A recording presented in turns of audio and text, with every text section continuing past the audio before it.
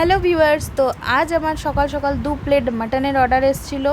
তো সেই মতন আমি জোগাড় করেছি। এখানে আমি নিয়েছি কিছুটা মাটন, তারপরে আদা বাটা, জিরে বাটা, তারপরে রসুন বাটা, লঙ্কার বাটা, শুকনো লঙ্কা বাটা, একটু টক দই, একটু পেঁয়াজ বাটা, হলুদ গুঁড়ো, তো এখানে স্বাদ মতো লবণ, সর্ষের তেল খানিকটা নিয়ে ভালো করে ম্যারিনেট করে এটা রেস্টে রাখবো।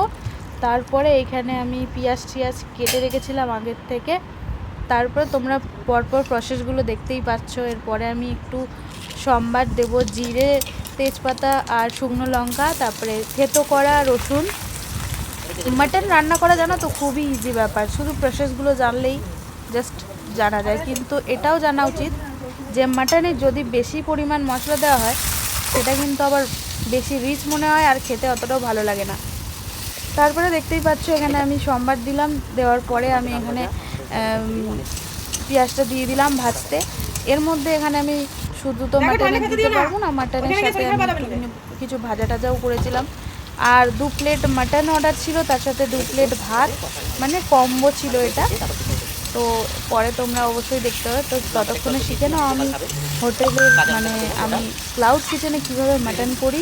আর খুব কম সময়, এটা জাস্ট 15 মিনিট সময় লাগে আমার করতে, কোনো ব্যাপারই না। জাস্ট এরকম করে মশলা মাখিয়ে তারপরে পেঁয়াজটা মানে সম্বার মানে ফোড়ন যেটাকে বলা হয়, সেই ফোড়নটা দেওয়ার পরেই এর মধ্যে রসুন থেতো করা দিলাম, দেখেই তো।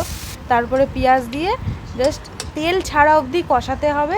কষানোর পরেই জাস্ট আমার এই প্রেশার কুকারটা এত ভালো, জাস্ট 2টো সিটি মারলে পুরো কোনো কিছু আর খুঁজে পাওয়া যায় না। তো সেখানে আমি 3টে সিটি মেরেছি। মাংস তো খুব ভালো মতনই গলে গেছে, সেটা দেখানো হয়নি। তো এখনকার জন্য বাই বাই। অন্য কোনো একদিন ভালো একটা রেসিপি তোমাদের